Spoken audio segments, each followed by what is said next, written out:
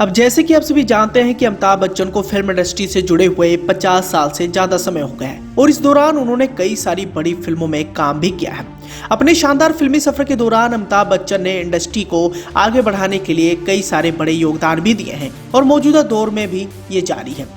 आज भी अमिताभ बच्चन की फिल्मों की खुमारी चारों तरफ हमें देखने को मिलती है और उम्र के बढ़ते पड़ाव में भी अमिताभ बच्चन के स्टारडम में कोई भी कमी नहीं देखने को मिली है। यूं तो अमिताभ बच्चन ने अपने शानदार फिल्मी सफर के दौरान कई सारी बड़ी फिल्मों में काम किया है, लेकिन कई सारी ऐसी भी फिल्में रही हैं जिन फिल्मों से उनकी पुरानी यादें जुड़ी हुई हैं। हम बात करना चाहेंगे साल 1983 में आई फिल्म कुली के बारे में। और इसी फिल्म की शूटिंग के दौरान अमिताभ बच्चन के साथ एक बड़ा हादसा होता है, जिस हादसे में वो बाल बाल बचते हैं।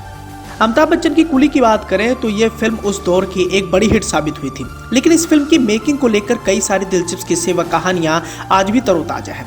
अमिताभ बच्चन इस फिल्म के लिए इतना ज्यादा जोखिम उठाए थे जिसकी वजह से उनकी मौत पर भी बनाई थी और वो मौत के मुंह के दरवाजे से बाहर आए थे। हालांकि अमिताभ बच्चन की इतनी ज्यादा खराब हालत हो गई थी कि उस दौरान की प्रधानमंत्री इंदिरा गांधी भी खुद को रोने से नहीं रोक पाई।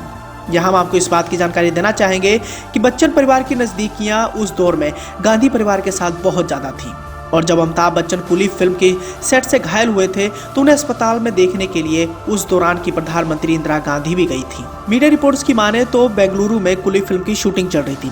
एक फाइटिंग सीन शूट किया जा रहा था। अमिताभ बच्चन के अपोजिट पुनीत इस्सर विलन के रूप में थे और शूटिंग के दौरान एक बड़ा हादसा हो गया। दरअसल एक फाइट सीन के दौरान पुनीत इस्सर का घुसा अमिताभ बच्चन के पेट में जाकर लगा, जिससे बिग बी यानी अमिताभ बच्चन दर्द से कराह पड़े और इस हादसे के बाद उन्हें थोड़ा सा अजीब तो लगा, लेकिन उन्होंने कुछ खास प्रिकॉशन लिए बिना उन्होंने आराम करने का फैसला लिया। लेकिन धीरे धीरे जब अमिताभ बच्चन का दर्द बढ़ने लग गया तो उन्हें डॉक्टर के पास ले जाया गया। तभी जाकर उनकी चोट की गंभीरता का पता लगा। चोट की वजह से अमिताभ की आंतें फट गई थी। फौरन उन्हें मुंबई के ब्रीच कैंडी अस्पताल ले जाया गया। अमिताभ बच्चन उस दौर के एक बड़े सुपरस्टार बन गए थे और ऐसे में उनके इस हालत के बारे में जानने के बाद पूरे देश से दुआओं की लहर देखने को मिली। हालांकि जिस वक्त अमिताभ बच्चन को चोट लगी उसी वक्त इंदिरा गांधी एक आधिकारिक दौरे पर अमेरिका गई थी। उनके साथ राजीव गांधी भी मौजूद थे। अमिताभ की चोट खबर सुनकर वह परेशान हो गई और उनके बेटे राजीव को तत्काल भारत रवाना कर दिया। हालांकि भारत लौटते इंदिरा गांधी खुद अमिताभ से मिलने हॉस्पिटल भी पहुंची।